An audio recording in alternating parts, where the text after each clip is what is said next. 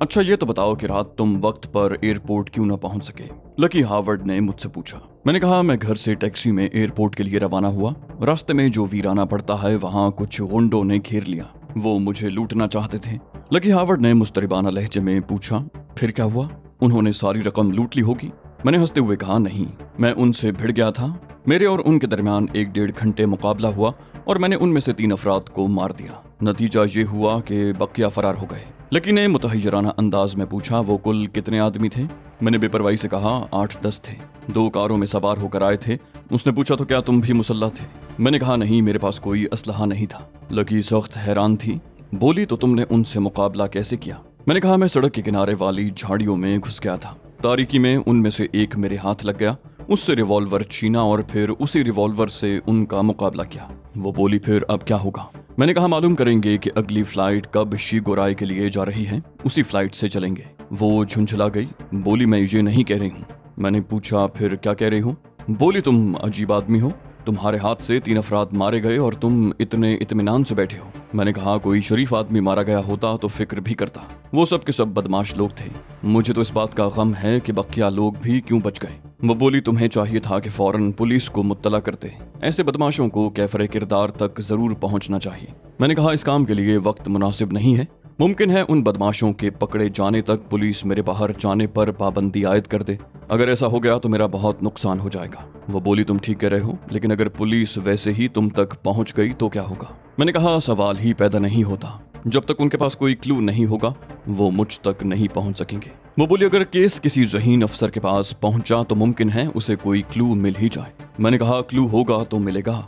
वहां पुलिस को लाशों के अलावा कुछ भी नहीं मिल सकेगा। वो बोली, मेरे ख्याल में इतना मुतमईन होना तुम्हारे लिए नुकसानदेह भी हो सकता है। खुदा न खास्ता अगर पुलिस अचानक तुम तक पहुंच गई तो तुम मुश्किल में पड़ जाओगे। बेहतर होगा कि खुद को पहले से तैयार रखो। मैंने कहा, तुम खामखा बेबुनियाद अंदेशों में घिर कर अपने जहन को हल्का न करो। लकी हार्वर्ड बोली, मेरे अंदेशे बेबुनियाद नहीं है। एक लाइन ऐसी भी है कि अगर पुलिस वालों का जहन उधर मुंतकिल हो गया तो वो बआसानी तुम तक पहुंच जाएंगे। मैंने कहा, ओहो, जरा मैं भी तो सुनूं। वो बोली, फर्ज करो पुलिस को लाशें मिलती हैं। जाहिर सी बात है लाशों का पोस्टमार्टम होगा। पोस्टमार्टम के जरिए उन्हें उन लोगों की अमवात के वक्त का भी अंदाजा हो जाएगा। अब ये देखो कि लाशें एयरपोर्ट रोड से मिली हैं। कुदरती तौर पर पुलिस उस वक्त एयरपोर्ट इस्तेमाल करने वाले मुसाफिरों को चेक करेगी। सबसे पहले तो उनके इल्म में ये बात आएगी कि इस दौरान कोई फ्लाइट नहीं आई। अलबत्ता बाहर जाने वाली एक फ्लाइट जरूर थी जो शीगोराई जा रही थी। अब पुलिस जहाज के मुसाफिरों की फहरिस्त चेक करेगी, जिससे उन्हें पता चलेगा कि 2 मुसाफिर ऐसे भी हैं जिन्होंने न तो अपने टिकट इस्तेमाल किए और न ही मनसूख कराए। यानी कोई ऐसी बात हो गई जिसकी वजह से वो टिकट भी मनसूख नहीं करा सके और मुल्क से बाहर भी नहीं जा सके। तुम्हारा क्या ख्याल है? क्या इन हालात में पुलिस उन मुसाफिरों तक पहुंचने की कोशिश नहीं करेगी? मैं हैरत से लकी को देख रहा था। उसने बड़ी जानदार थ्योरी पेश की थी और इस बात का कवी इम्कान था कि पुलिस इन्हीं लाइनों पर चलती हुई मुझ तक पहुंच जाएगी। लकी शौकी से मुस्कुराई। बोली, क्या सोच रहे हो? मैंने कहा, मैं सोच रहा हूँ कि जब पुलिस वाले मुझसे पूछेंगे कि अगर मैं शीगोराई नहीं गया तो मैंने रात कहाँ गुजारी, तो मैं उनसे कह दूंगा कि मैं तुम्हारे साथ था।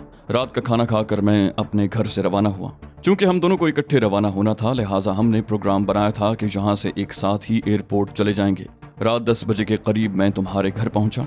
उसके बाद हम ये सोचकर सो गए कि 2 बजे उठ जाएंगे, मगर हमारी आंख न खुल सकी। जब हम उठे तो सुबह हो चुकी थी। लकी उछल पड़ी। बोली, बहुत उम्दा। मैंने कहा, लेकिन इस मंसूबे में एक खराबी है। पुलिस तुम्हारे मुलाजमीन से भी पूछगिछ कर सकती है। वो बोली, तुम इसकी फिक्र करो। मुलाजमीन को जो कुछ बता दिया जाएगा वो उससे हटकर एक लफ्ज भी नहीं कहेंगे। मैंने सुकून की तवील सांस ली। कहा, चलो ये मसला तो हल हुआ। लकी हार्वर्ड ने पूछा, अब क्या प्रोग्राम है?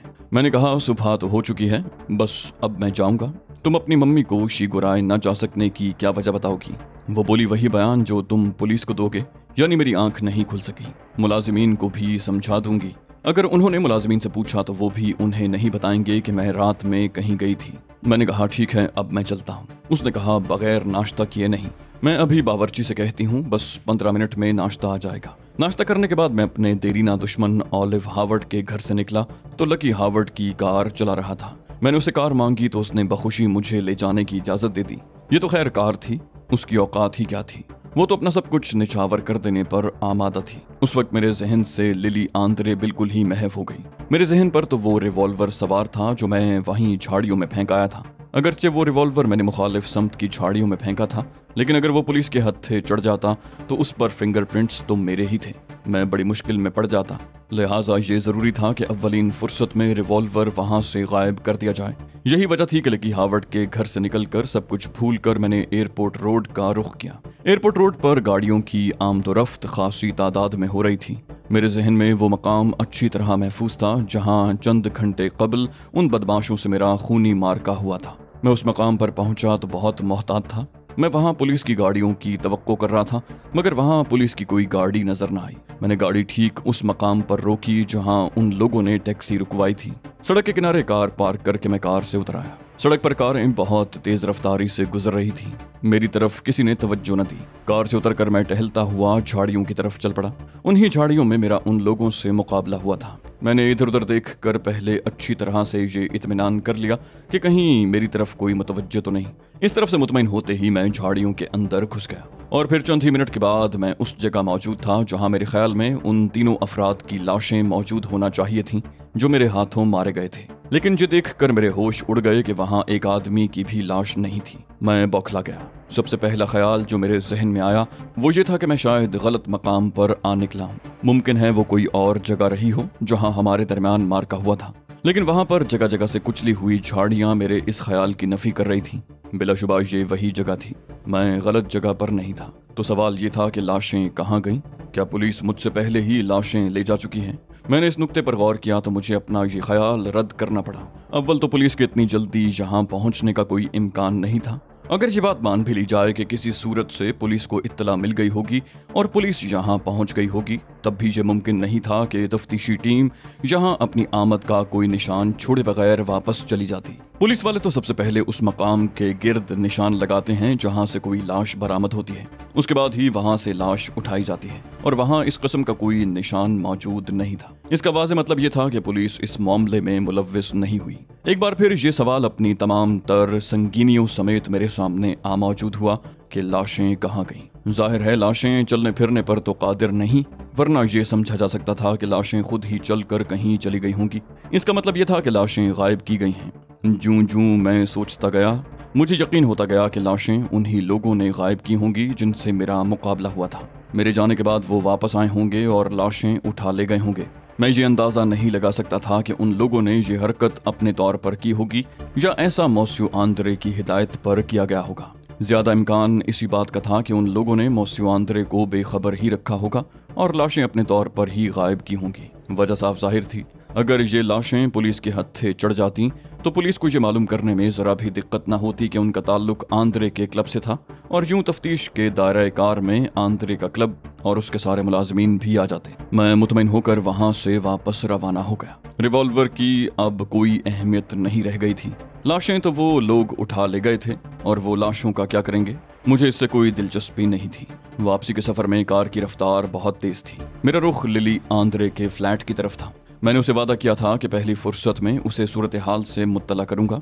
लिली के फ्लैट के दरवाजे पर पहुंचकर मैंने घड़ी देखी। 8 बजने वाले थे। लिली अपने दफ्तर जाने के लिए तैयार हो चुकी होगी। घंटी के जवाब में दरवाजा खुलने में जरा सी ताखीर हुई। दरवाजा खुद लिली ने खोला था और उसकी आंखों में गुलाबी डोरे तैर रहे थे। वो सोते से उठी थी। मुझे देखकर उसकी आंखों में हैरत के तासुरात उभरे। उसने हैरत से कहा, डेनिस तुम आओ अंदर आ जाओ। मैं उसके साथ अंदर दाखिल हो गया। बैठो। उसने एक सोफे की तरफ इशारा किया और खुद भी मेरे बराबर में आकर बैठ गई। बोली, मैं मुस्तकिल जाग कर तुम्हारे फोन का इंतजार कर रही थी। अभी 1 घंटे कबल ही आंख लगी थी। मैंने कहा, मुझे अंदाजा था कि तुम बहुत बेचैनी से मेरी कॉल की मुंतजिर होगी, इसलिए मैं फुर्सत मिलते ही खुद तुम्हारी तरफ आ गया। उसने बेताबी से पूछा, डैडी तुमसे क्यों मिले थे? क्या बात हुई उनसे? मैंने कहा, वो तुम्हारे क्लब आने पर बरहम थे। उन्हें इत्तला मिल गई थी कि तुम मेरे साथ जुए की मेज पर मौजूद थी। उन्हें ये बात बहुत नागवार गुजरी है। वो नखवत से बोली, मैं बालिग हूँ और अपनी मर्जी की मालिक हूँ। डैडी मुझ पर कोई पाबंदी आयद नहीं कर सकते। वो खुद जिस कारोबार को चला रहे हैं और उसे बुरा भी नहीं समझते, तो वहां मेरी मौजूदगी को क्यों बुरा समझ रहे हैं, जबकि मैंने तो जुआ खेला भी नहीं। वो एक लम्हे को रुकी, फिर उसने पूछा, और क्या कह रहे थे? मैंने उसे वादा लिया कि जो कुछ मैं उसे बताऊंगा उसे अपने तक ही रखेगी। उसने वादा कर लिया। मुझे उसके वादे पर यकीन था। वो बड़े औसाफ की मालिक थी। बस उसमें खराबी ये थी कि वो यहूदी थी, लेकिन उसकी खूबियां ऐसी थीं कि मैं उसके यहूदी होने को नज़रअंदाज करने पर मजबूर था। मैंने उसे तफसील से उन सारे वाकयात से आगाह कर दिया जो उसके जाने के बाद क्लब में पेश आए थे। वो हैरत से मुंह फाड़े मेरी बातें सुनती रही। मेरी दास्तान खत्म होने के बाद कुछ देर तक वो सन्नाटे के आलम में खामोश बैठी रही, फिर भर्राई हुई आवाज में बोली, तुम्हारे अलावा किसी और ने ये सब बातें बताई होती तो मैं कभी यकीन न करती। ये तो अल्फ लैलवी दास्तान मालूम होती है। मैं तो कभी सोच भी नहीं सकती थी कि वहाँ ऐसे खुफिया कैमरे नस्ब होंगे जो इतनी तफसील से किसी शख्स की हरकत व सकनात की फिल्म बना सकते होंगे। मैंने कहा, मेरे दिल से पूछो उस वक्त मुझ पर क्या गुजरी थी जब मुझे वो फिल्म दिखाई जा रही थी। वो बोली, ये तो कोई ऐसी खास बात नहीं है। मुझे तो इस पर हैरत है कि तुमने डेविड और जैकब जैसे माहिर और ताकतवर लोगों को शिकस्त दे दी। मैंने पूछा, जैकब कौन? वो बोली, उस अहफाम का नाम जैकब है। वो कई बरस से क्लब का मुलाजिम है।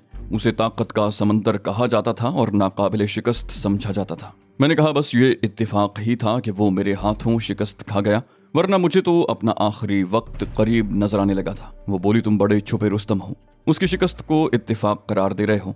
अरे उस देव को शिकस्त देने के लिए तो दर्जन भर इत्तेफाकात भी नाकाफी होते। उसने खामोश होकर मुझे अजीब सी नजरों से देखा, फिर बड़े जोर से हंस पड़ी। बोली, अगर वो देव है तो क्या हुआ? तुम भी तो किसी जिन से कम नहीं हो। जिन कहीं के? फिर वो बहुत जोर से हंसी। मैंने कहा, मुझे आदमी ही रहने दो, जिन बनने से मुझे जरा सी भी दिलचस्पी नहीं। उसने शोखी से कहा, हालांकि तुम्हें देखते ही जहन में किसी जिन का तस्वुर उभरता है। मैंने कहा, मालूम होता है आज तुम्हें ऑफिस नहीं जाना, इसलिए बैठी बातें मटका रहे हो। बोली, जाहिर है रात भर जागने के बाद ऑफिस जाकर क्या करूंगी, काम तो किया नहीं जाएगा। मैंने बुरा सा मुंह बनाकर कहा, तो मुझे इजाजत दो, मेरे पास खराफात के लिए वक्त नहीं। उसने हंसकर कहा, तुम तो बुरा मान गए, बैठो मैं तुम्हारे लिए कॉफी बनाकर लाती हूँ। मैंने कहा, फिर कभी सही, इस वक्त मुझे जल्दी है। वो उदास लहजे में बोली, तुम तो वाकई बुरा मान गए, मैं तो मजाक कर रही थी। मुझे क्या मालूम था कि तुम नाराज हो जाओगे। आइंदा मजाक नहीं करूंगी। मैंने उसके शाने पर हाथ रखते हुए कहा, नहीं लिली, मैं बिल्कुल बुरा नहीं माना। तुम तो मेरी बहुत ही मुखलिस और बेगरज दोस्त हो, तुम्हारी बात का बुरा कैसे मान सकता हूँ। वो यक बयक खिल उठी, बोली, सच कह रहे हो? मैंने कहा, बिल्कुल सच, यकीन करो। बोली, तो ऐसे क्यों जा रहे हो, कॉफी पी कर जाओ। एक लकी हावर्ड ही मेरी जान को क्या कम थी कि अब लिली आंद्रे भी इस कदर बेतकल्लुफी का मुजाहरा करने पर उतर आई थी। मैं साकित और जामिद खड़ा रहा। मेरी नजरें सामने वाली दीवार पर जमी थीं और मेरे दिमाग में एक हैजान सा बरपा था। मैंने लकी हावर्ड से तो किसी न किसी तरह पीछा छुड़ा लिया था, मगर अब मेरी समझ में नहीं आ रहा था कि लिली आंद्रे के साथ क्या सुलूक करूं। अगर उसके इल्म में होता कि खुदा के फजल से मैं मुसलमान हूं और मेरा ताल्लुक मशरकी तहजीब से है, तो शायद उसका रवैया किसी कदर मुख्तलिफ होता। लेकिन वो तो मुझे भी उसी यहूदी तहजीब का परवरदा समझ रही थी, जहां शर्म हया का कोई तसव्वुर ही नहीं। मैं बेहिस्सो हरकत बैठा रहा। मैं देखना चाहता था कि वो अपने सिफली जज्बात की तस्कीन के लिए अभी और कितना आगे बढ़ती है। मैंने उसे आम यहूदी लड़कियों से किसी कदर मुख्तलिफ समझा था और यही मेरी गलती थी। मैं यकीन करना चाहता था कि उसमें और एक आम यहूदी लड़की में कोई फर्क नहीं है, ताकि मैं हर यहूदी लड़की की तरह उससे भी नफरत कर सकूं। मुझे हर उस लड़की से शदीद नफरत थी और है जो खुद को किसी भी मर्द की आगोश में किसी पके हुए फल की तरह गिरा दे। मुझे लिली के जिस्म में लर्जिश महसूस हुई। फिर दफतन मुझे अपने सीने पर नमी महसूस हुई, हरारत आलूद नमी। मैंने चौंक कर उसे शानों से पकड़ा और एक झटके से खुद से अलहदा कर दिया। फिर अगला लम्हा मेरे लिए हैरतों का तूफान लेकर आया। वो रो रही थी, उसका चेहरा आंसुओं से तरबतर था। उसके जिस्म की लर्जिश, जिसे मैं जज्बात कसीफा की अलामत समझा था, दरअसल उसके रोने के सबब थी। जिंदगी में शायद ही कभी मैंने खुद को इतना नादिम महसूस किया हो जितना उस वक्त किया था। मैं काफी देर तक उसकी तरफ से बदगुमानी का शिकार रहा था और ये जानने के बावजूद मैंने उसकी तरफ से बदगुमानी की थी कि वो आम यहूदी लड़कियों की बनिस्बत बेहद मुख्तलिफ है। अपनी इस हरकत पर मैं खुद को कभी माफ नहीं कर सकता था। मैंने बौखला कर पूछा, तुम क्यों रो रही हो? उसने आंसू पोंछते हुए कहा, कुछ नहीं डेनिस, तुमने मुझे दोस्त कहा था ना, इसलिए रोना आ गया। मैंने हैरान होकर कहा, इसमें रोने की भला क्या बात है? वो बोली, तुम नहीं समझोगे, तुम्हारी दोस्ती मेरे लिए एक एजाज है। ये मेरा ख्वाब था कि मुझे कोई ऐसा दोस्त मिल जाए जो बेगरज हो, जो मेरे जिस्म को ललचाई हुई नजरों से देखने की बजाय मेरे बातिन पर निगाह रखे। लेकिन जहां तो किसी की निगाह हिसारे जिस्म से आगे बढ़ती ही नहीं। मुझे यूं महसूस होने लगा था जैसे मैं फकत एक जिस्म हूँ। जिस रोज तुमसे मुलाकात हुई, मुझे उसी रोज यकीन हो गया था कि तुम वही शख्स हो जिसकी मुझे बरसों से तलाश थी। मैंने कहा, कभी कभी निगाहें धोखा भी खा जाती हैं। जरूरी तो नहीं है कि हर चमकदार चीज सोना ही साबित हो। वो बोली, एक औरत से ज्यादा मर्द की निगाह को कोई नहीं पहचान सकता। मैं हजारों अफराद से मिली हूँ, उनमें हर उम्र के लोग हैं, मगर हर एक की निगाहों ने पुरहवस अंदाज में मेरे जिस्म का तवाफ जरूर किया है। तुम पहले आदमी हो जिसने मेरे जिस्म पर हरीसाना निगाह नहीं डाली। नहीं डेनिस, इस मामले में मैं कोई धोखा नहीं खा सकती। मैंने कहा, तुम शायद दोस्ती के मफहूम से वाकिफ नहीं हो। दोस्ती निभाना बहुत मुश्किल काम है। ये तो एक खारदार रास्ता है जिस पर चलते हुए हर आन पैर जख्मी होने का खतरा रहता है। वो बोली, मैं खुद इस चीज से बहुत खौफजदा रहती हूँ। किसी पर भरोसा करना बड़ा जान जोखम का काम है। क्या खबर कौन कब साथ छोड़ जाए। मैंने कहा, मेरी बात छोड़ो, सिर्फ अपनी बात करो। मुमकिन है कल तुम्हें ये मालूम हो कि जिस शख्स से तुमने दोस्ती की थी वो डेनिस नहीं कोई और था, तो तुम्हारा रद्द-ए-अमल क्या होगा। उसकी आंखों में लम्हा भर को हैरत का तासुर उभरा और फिर उसी तेजी से मादूम हो गया। वो एक तवील सांस लेकर बोली, पता नहीं तुम क्या कहना चाहते हो। मुमकिन है तुम ये कहना चाहते हो कि तुमने अपनी असली शख्सियत मुझसे छुपाई है, मुझसे अपने बारे में झूठ बोला है। मैंने कहा, फर्ज कर लो यही बात है। वो मुस्कुराई, बोली, नहीं, कोई किसी से अपनी असल शख्सियत नहीं छुपा सकता। इंसान की शख्सियत तो उसकी आंखों से झांकती है। नाम तो फकत शनाख्त का एक जरिया होते हैं। सत्रपोशी के लिए हर आदमी अपनी बिसात के मुताबिक पोशाक ज़ेबतन करता है। सूरत शक्ल खुदा की अता करदा होती है और ये सब चीज़ें दिखावे की होती हैं। इंसान की शख्सियत का इनमें से किसी एक से भी कोई ताल्लुक नहीं होता। मैं उसकी बात सुनकर मुतहय्यर रह गया। उसका अंदाज़ फ़िक्र मिसाली था। कम से कम किसी यहूदी लड़की से तो ये तवक्को नहीं कर सकता था कि वो ऐसे आला ख्यालात की हामिल होगी।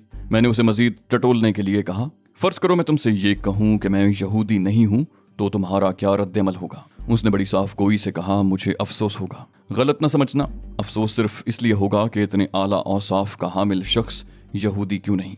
मैं खामोश हो गया। उसको इस हद तक टटोल लेना काफ़ी था। वो मेरे लिए कारआमद साबित हो सकती थी, लेकिन फिल वक्त तो मुझे सिर्फ शीगुराए पहुंचने की फिक्र लाहक थी और मैं यकीन से नहीं कह सकता था कि दोबारा तिल अवीव कब आना होगा और अगर आया तो उस वक्त किस हैसियत में आऊँगा। ये बात बहरहाल तय थी कि लिली मेरे लिए ज़रूरत पड़ने पर बहुत कारआमद साबित होगी। मुझे सोच में गुम देख कर लिली कमरे से बाहर चली गई। थोड़ी देर के बाद वो हाथ में एक ट्रे लिए कमरे में दाखिल हुई। ट्रे में भाप उड़ाती हुई कॉफ़ी की 2 प्यालियों के अलावा सैंडविचेस भी थे। वो मेरे पहलू में आकर बैठ गई। ट्रे उसने सामने मेज पर रख दी। मैंने कहा, सैंडविच क्यों बना लाई। बोली, तुमने नाश्ता नहीं किया होगा ना। मैंने भी नहीं किया। अच्छा है, तुम्हारे साथ मैं भी नाश्ता कर लूंगी। मैंने कहा, नहीं, मैं नाश्ता कर चुका हूँ, सिर्फ कॉफ़ी पीऊंगा। उसने कहा, मेरा साथ भी नहीं दोगे। मैंने कहा, कुछ खाने की जरा भी ख्वाहिश नहीं है। उसने एक पीस उठाकर मेरे होंठों की तरफ बढ़ाया। बोली, मेरे हाथ से भी नहीं खाओगे। मैंने उसकी आंखों में झांका, वहाँ मासूमियत ही मासूमियत थी। मैंने सैंडविच की तरफ हाथ बढ़ाया, कहा, लाओ मैं खुद खा लूंगा। वो मचल गई, बोली, नहीं, अब तो तुम्हें अपने हाथ से ही खिलाऊंगी। मैं जिच हो गया, कहा, अच्छा बाबा खिलाओ। उसने अपने हाथ से मुझे सैंडविच खिलाया। यह भी मेरे लिए एक अजीब तजुर्बा था। उसने मुझसे पूछा, मेरी साफ गोई तुम्हें बुरी तो नहीं लगी डेनिस। मैंने कहा, दोस्तों की बातों का बुरा नहीं माना जाता लिली। अगर उनमें कोई बुराई हो तो उसकी इस्लाह करने की कोशिश की जाती है। कॉफी खत्म करके मैं उठ खड़ा हुआ, कहा, अब मैं चलूंगा लिली। उसने पूछा, फिर कब मुलाकात होगी। मेरे पास तो तुम्हारा कोई पता या फोन नंबर भी नहीं है। मैंने कहा, हो सकता है कुछ दिनों तक मैं तुमसे न मिल सकूं, लेकिन जैसे ही मौका मिला तुमसे जरूर मिलूंगा। तो दोस्तों, ये थी हमारी आज की एपिसोड। उम्मीद करते हैं आपको हमारी कहानी पसंद आई होगी। जाने से पहले इस वीडियो को लाइक कीजिए और शेयर करना मत भूलिए। कमेंट करके हमें बताइए कि आपको हमारी वीडियो कैसी लगी। और अगर अभी तक आपने इस चैनल को सब्सक्राइब नहीं किया तो इसे सब्सक्राइब कीजिए और बेल आइकन दबाकर ऑल नोटिफिकेशंस ऑन कर लीजिए।